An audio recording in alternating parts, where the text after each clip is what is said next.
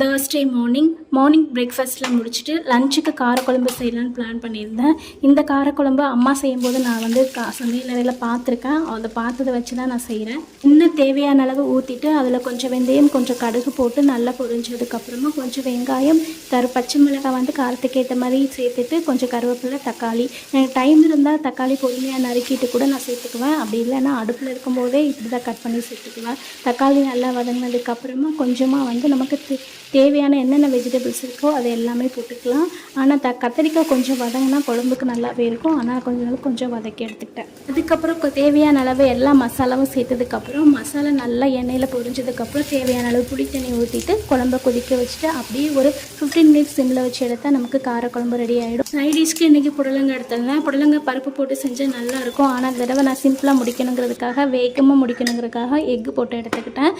லஞ்சும் ready ஆகிடுச்சு. வாழ்க வளமுடன்.